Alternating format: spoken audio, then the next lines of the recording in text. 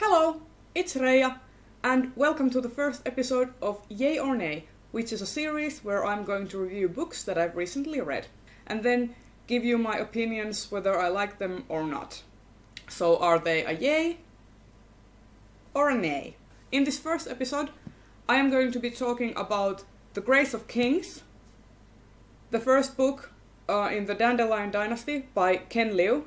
This book was published in 2015 and I just recently read it and I quite enjoyed it. There are a few issues that I have with it, but they're more technical problems than ones to do with story and plot. I would say that if you have ever enjoyed Asian history or enjoyed Chinese or South Korean dramas or movies, something like Empress of Ki or Curse of the Golden Flower or House of the Flying Daggers, then I think you would really enjoy this book, because this takes a lot of inspiration from Asian history and Asian media, and you can really tell that the author is really immersed in that culture, because the book feels really authentic and it really delves deep into that kind of cultural heritage, which I found really fascinating and really enjoyed.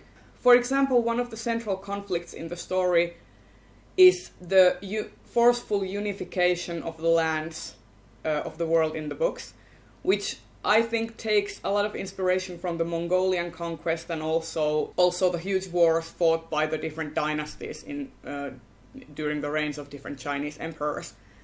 And there are a lot of nods to old Chinese philosophers and sages. There is a character in this book who everyone thinks is a reverend sage, who is called Confiji, which I think is a nod to Confucius. So there are a lot of little subtle hints like this, and I really like it.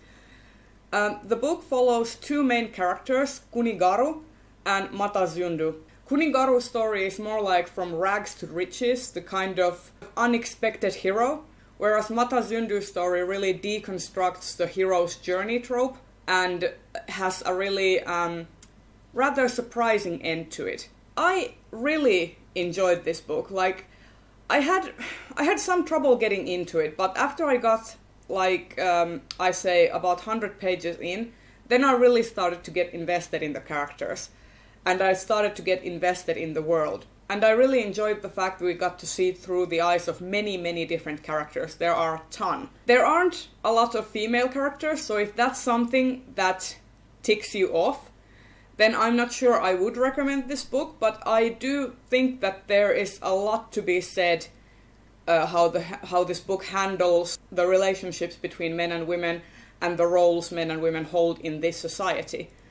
Because the society in this book is very predominantly patriarchal, but there is a lot of critique in this book considering the patriarchal mindset the society has.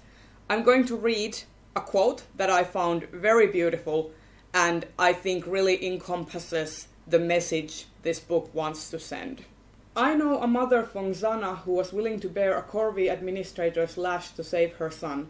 I know a wife from Kokru who hiked miles through mountains filled with bandits even while she was pregnant and managed to save the man who was sent to save her.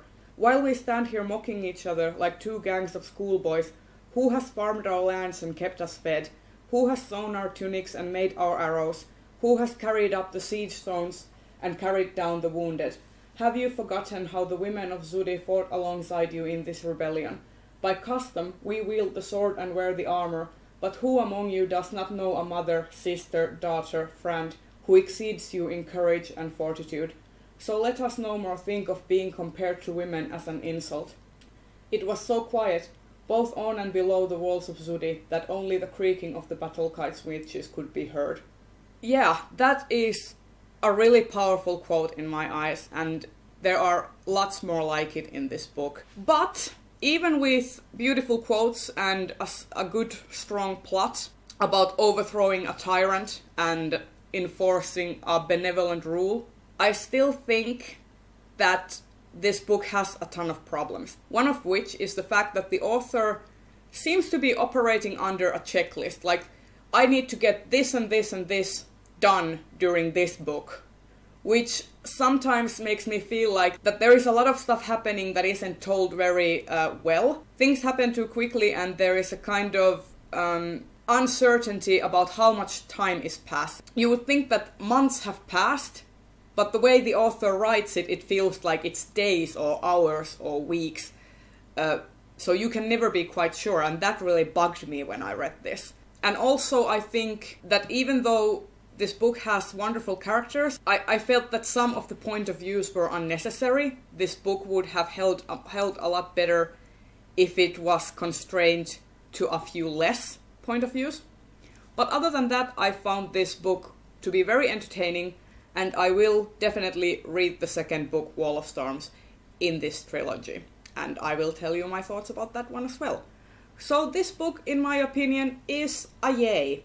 And that has been the first episode. If you like this video, consider giving it a thumbs up and subscribing to my channel. And I'll see you in the next video. Bye!